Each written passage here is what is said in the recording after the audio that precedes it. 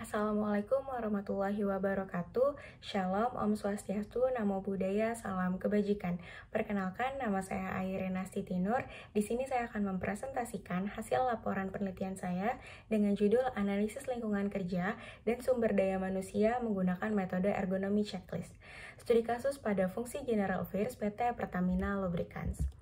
Untuk latar belakangnya sendiri di sini, Pertamina Lubricants bergerak dalam bidang produksi, pengolahan, pengangkutan, penyimpanan, penyaluran, dan juga pemasaran pelumas. Perusahaan ini memiliki target pencapaian tinggi sehingga pekerja harus melakukan pekerjaannya secara maksimal. Hal tersebut tentunya harus didukung dengan kondisi lingkungan kerja yang nyaman. Namun kenyataannya, kondisi lingkungan kerja fungsi General Affairs terbilang masih memiliki berbagai kekurangan. Di sini dirangkum dengan 3 poin. Yang pertama, ruang kerja yang kecil, yang kedua jumlah karyawan melebihi kapasitas area kerja, dan yang ketiga kontrol keselamatan kerja yang masih kurang.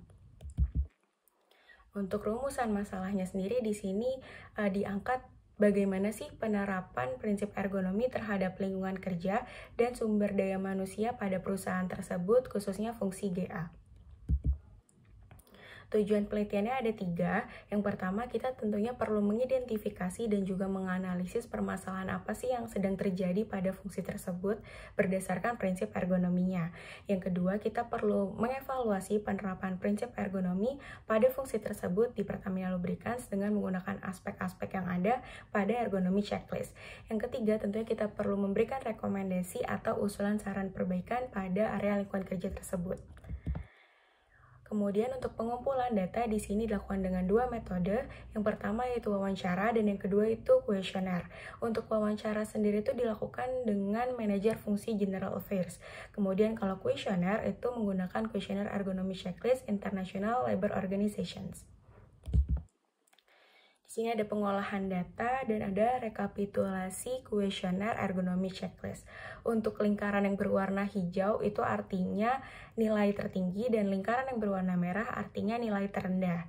Di sini ada penjelasannya di mana penilaian baik tertinggi ada pada aspek pengaturan pekerjaan atau organisasi, sedangkan terendah ada pada aspek keamanan mesin produksi. Kemudian untuk penilaian tidak tertinggi ada pada aspek penyimpanan penanganan material, sedangkan terendah ada pada aspek alat-alat atau perkakas tangan dan keamanan mesin produksi. Kemudian untuk penilaian NA tertinggi ada pada aspek keamanan mesin produksi, sedangkan terendah ada pada aspek pencahayaan di tempat kerja. Selanjutnya ada analisis penilaian di mana di sini kita melakukan analisis terhadap penilaian tidak. Nah, di sini penilaian tidak tertinggi jatuh pada aspek penyimpanan penanganan material dengan jumlah 4. Mengapa sih hal tersebut bisa terjadi? Hal tersebut terjadi disebabkan karena kesadaran terhadap konsep 5S yang masih kurang dan juga pemahaman terhadap risiko kecelakaan kerja yang belum direalisasikan terhadap pekerjanya. Kemudian kita memberikan rekomendasi usulan perbaikan dari aspek penilaian pada tidak sesuai dengan konsep dan teori yang ada. Selanjutnya, setelah dilakukan penelitian, maka didapatkan kesimpulan yang mana sesuai dengan tujuan penelitian saya diadakan. Di sini ada 3 poin. Yang pertama ada hasil penilaiannya. Itu terdapat 71 subaspek yang telah memenuhi standar ergonomi checklist. Namun, terdapat 14 subaspek yang belum memenuhi standar ergonomi checklist dan 47 subaspek yang tidak ada pada perusahaan. Kemudian yang kedua, aspek yang perlu diutamakan adalah penyimpanan dan penanganan barang atau material dengan nilai tidak tertinggi sebanyak 4. Kemudian di sini ada 10 usulan rekomendasi perbaikan.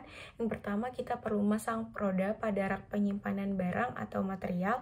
Yang kedua, perlunya memisahkan atau membagi barang yang akan diangkat oleh pekerja. Yang ketiga, memberikan pengetahuan mengenai konsep ergonomi yang baik. Kemudian, menempatkan barang yang dibutuhkan secara terjangkau. Yang kelima, membuka gorden pada pagi hingga siang hari. Yang keenam, menyediakan penerangan khusus seperti task lighting. Yang ketujuh, meningkatkan konsep 5S. Yang kedelapan, melakukan desain perencanaan tata letak fasilitas kerja. Yang kesembilan, membuat sekat pada setiap area kerja. Dan juga yang terakhir, kita perlu mengatur kebisingan lingkungan kerja tersebut. Selanjutnya ada saran di sini ditujukan untuk penelitian selanjutnya.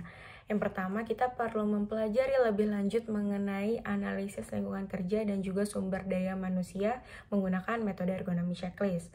Yang kedua, kita perlu mempelajari lebih lanjut proses kerja yang ada pada perusahaan dengan lebih rinci dan juga lebih detail. Yang ketiga, kita perlu memberikan improve yang lebih baik dengan tools-tools yang bervariatif. Yang keempat, diperlukan penerapan hasil rekomendasi perbaikan ergonomi yang diberikan kepada perusahaan tersebut untuk dapat meninjau hasil yang didapatkan. Baik, segitu saja presentasi dari saya. Kurang lebihnya mohon maaf. Wassalamualaikum warahmatullahi wabarakatuh.